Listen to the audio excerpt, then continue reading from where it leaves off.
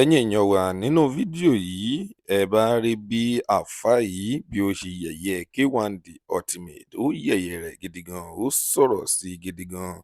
Ó ní onígbéraga ni, ó ní onígbéraga òṣì ó ní K1 The Ultimate jẹ́. Ó ní gbogbo nǹkan tí K1 The Ultimate tí ó ní ó ní kò tó Ọlọ́run láti mú wá sílẹ̀ ní ìgbà kan.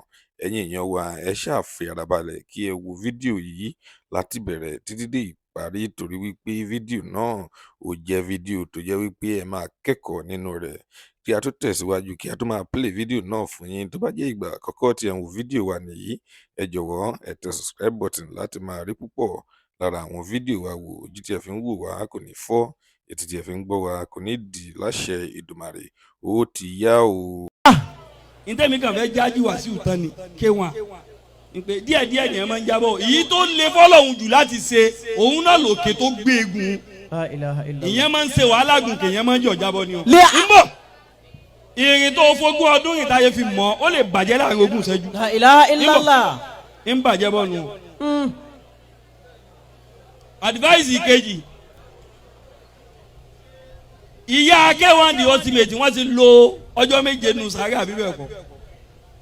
Kọjọ́ méje míì tó gùn kán jáde kán ṣe sọ́ọ̀dì. Sẹ́ẹ̀rẹ́ ni tó bá rí bá ti ṣe gangan sọ́ọ̀rì ò ní le fún àti wí. Allah. Ọlọ́run lè fi 40 years fore flash rẹ o. Nísìnyí flash rẹ ni kété kó fún ọ. Ọlọ́run lè fi 50 years ìyá ọlọ́lá tí ó gbà kan lójijì gbà. Ìtẹ́lájú wá sí ìṣeun pálawà fáwọn gẹ̀rù sí kò dùn mí tọ́pọ́lọ́jì tán ní ká ṣe tẹ́láwọn ò ní ṣe. Allah lè á ń bọ̀. Dákẹ́ ẹnu ẹ̀.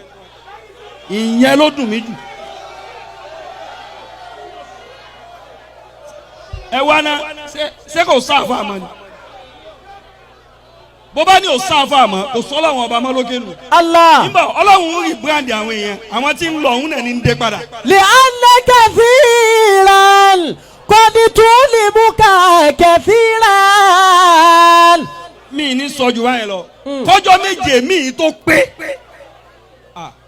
Ṣé ẹ mọ̀ pé sọ́ọ̀rì tẹ́ bá wo aráàfin tí ń bẹ́ẹ̀ kò ju mélòó lọ 5 péré. Ó kàn á wò pé àwọn àfáà wo àwọn àfáà tó jókòó ń jọ kó máa rẹ àwọn àfáà tó kùn ìhun sí ọlá. Allah. Kò sí bí àwọn àfáà sì lè tán láyé tó ìjọ tó bá kú wọ́n rẹ̀ yẹ kírun sí ọlá àfáà náà sì ni. kọ́ni tún lè mú. ń bọ̀. Iṣẹ́ wa ń dùn mí èmi ẹ̀ sẹ́ni tí máa ń fi ọ̀rọ̀ tí ń trendy o ọ̀rọ̀ mi ń trendy láì follow trendy èmi gan trender. Hayyakumullah kọ́ni tún lè mú ká. But eléyìí a gbọ́dọ̀ mọ̀ wí aníbi ajíwá sí ìkúkọ̀ aníbi ajíwá sí ọ̀bọ̀n ṣe ni wọ́n wá ganu yẹn ẹnu gbé wọn bàbá wa admit pẹ́nu gbé àwọn gẹ́gẹ́ náà sáyìn rẹ̀ fọlọ́n kó rí àwọn bọ́ sórí káwọn èèyàn wá gẹnu kì í ṣe problem. Àdámọ̀ ṣúgà tí ṣúgà bá ti dùn yóò rẹ́ra pé bò ó ń blame Ọlọ́run kó fi tán gẹnu sísí ọlá nù. Allah. So déédéé bó ṣe wá wí wọ́n wá ń gẹnu kò lè fọlọ́hún Ọlọ́run tó plug ẹ̀ ni ó lè yọ yóò sì yọ tán gẹnu sípò ń bẹ kò lè.